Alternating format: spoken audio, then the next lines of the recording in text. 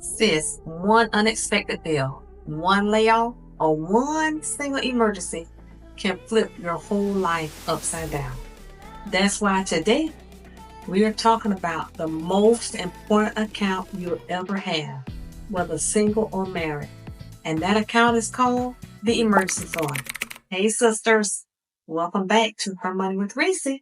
Again, I'll say, I am Reese, your certified financial coach, and today's topic is all about financial peace, security, and preparedness. Make sure you hit that subscribe button and turn on your notifications so that you will never miss this powerful and practical conversation.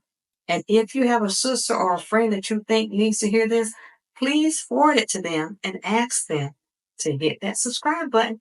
I'll be here every week bringing you new content. Because around here, we rise dollar by dollar. And so the reason why I want you to know why you need an emergency fund. So let's be honest. Life happens. Cars break down. Even some of the newest ones. Kids get sick. And what I can tell you right now, jobs let you go. And currently we're in a position in the United States where a lot of people are losing their jobs. But what I've noticed is that they're not really broadcasting it on the news anymore. So I'm starting to feel that it's called silent layoffs. Major companies are going out of business. You can see a lot of retail jobs are being cut.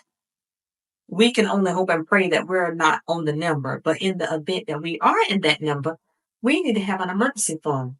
So when you don't have a safety net, those surprises like the car needing service and the refrigerator break and a job lets you go, those type of surprises don't just cause stress. Depending on how much they cost and how much you have or don't have in your emergency fund, they can create major setbacks. And I can tell you how I know because for several years, my husband and I, we did not have an emergency fund. We lived paycheck to paycheck. So every time something came up, you know what we were doing? Using that credit card. And that drug us and dug us deeper into debt. So I'm sharing this with you because I want you to have an emergency fund so that you don't go through what we went through. Sleepless nights, juggling money, moving bills around, using the credit card like it was a savings account, but it actually was not a savings account. So I want you to look at an emergency fund as your financial oxygen mask. It doesn't solve everything, but I can tell you now that it gives you room to breathe, make wise decisions, and avoid going deeper into debt, like my husband and I did. So you might need to figure out about how much you need. And so for some people, and honestly, you really never know, like an emergency is what it is. It's an emergency. You really didn't anticipate it happening. You had no idea what was going to happen. So an emergency is not, okay, my sofa got ripped. I need to go get a new sofa. No, you put a comforter or something, a sheet or a patch over that sofa. That is not an emergency fund. That's not what it's for. An emergency is just say your tire blew. Okay, that's an emergency. Okay, something happened to your power and it has to do with the electrical system in your home.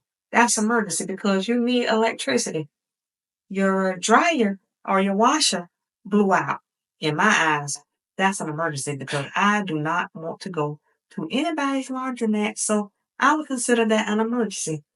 But since there is no perfect number, I'm going to give you some good starting points. So if you're just beginning, I recommend that you have $500 to $1,000, and I recommend that you put this in a high yield savings account. We use Ally Bank for our high yield savings account, but your credit union also may have a savings account that gives a little bit more interest, which is not a whole lot to jump up and down about, but still is better than zero.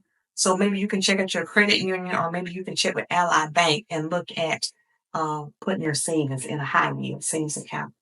And people have told me for many years, I'm from the South, and they say, oh, you talk so fast, you talk so fast. So if I'm talking too fast, go back and rewatch the video. And then also know too that I'm working on slowing down how much and how fast I talk. So hopefully with over the next couple of weeks, you will see that I've slowed down And I'm not talking about a minute. So stay with me because I'm going to be here for you. So the first point I gave you was if you're just beginning and you don't have an emergency fund, I'm recommending that you start with $500 to $1,000. Put that in a high yield savings account. Okay, so now if you're in a pretty stable situation, then I recommend that you save 1 to 3 months of expenses. So what I mean when I say that, if it takes you $3,000 a month to live, then multiply that by three, and you need to have $9,000 in your emergency fund. That way, if something happens major, which you losing your job, you will have 3 months of living in your high yield savings account, and that will give you time to look for another job. So again, my second tip is you need to have 1 to 3 months of expenses if you are in a stable situation. So in the event that you lose your job or if you or your spouse get sick, you have 3 months of money, 3 months of dollars saved so that you can survive and take care of your needs until you're able to get your finances going again. So if you're self-employed or if you have dependents, children, I recommend that you have 3 to 6 months of living expenses. So at this point, it's going to get pretty high.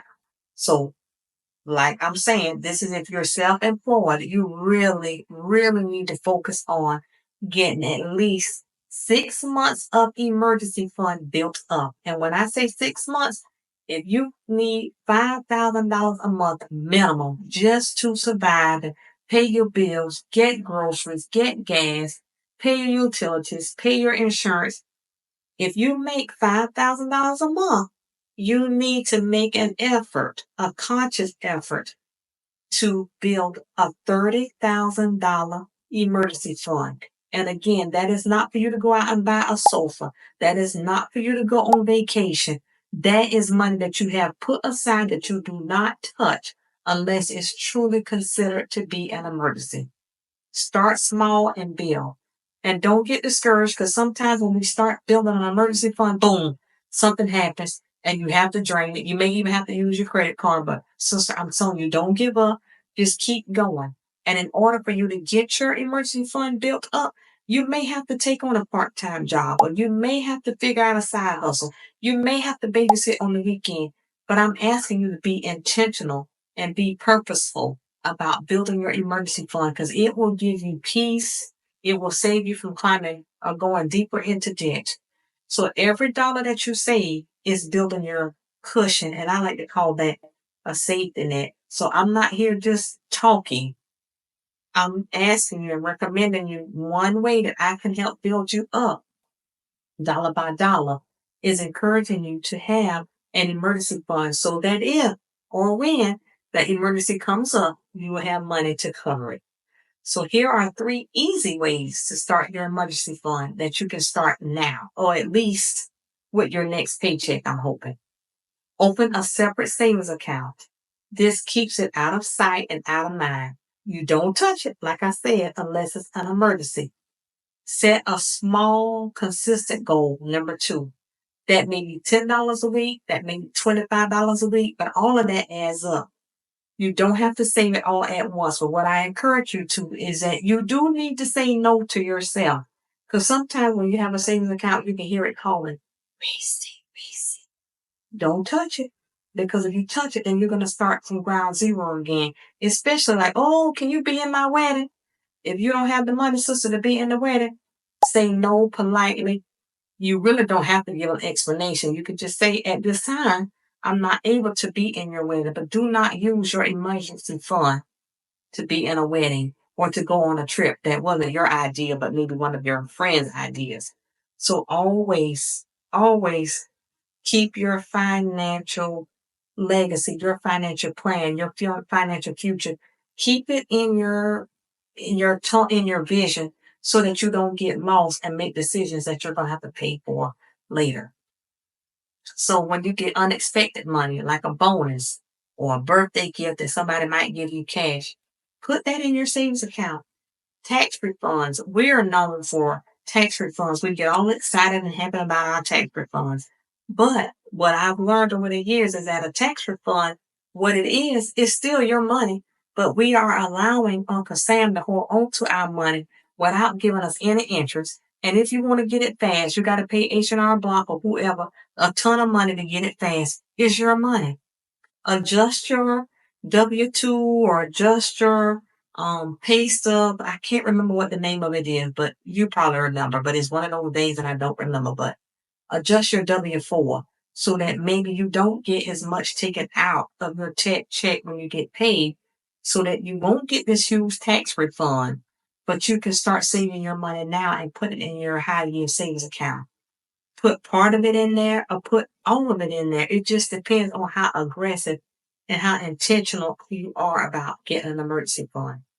And listen, I get it. I understand. I'm not asking you to do anything that I haven't done.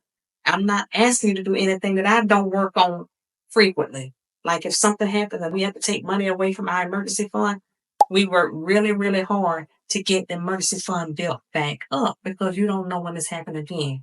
So right now, if you're living paycheck to paycheck, you may feel like saving is impossible, but it's not.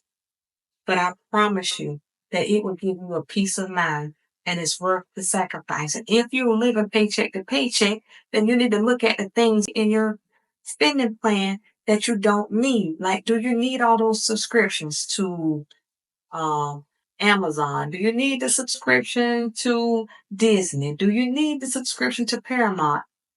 You have to get serious about your money if we're going to build our financial future. And if we're not going to be a part of that 2053 statistic where they're saying us, us as African Americans are going to have zero net worth.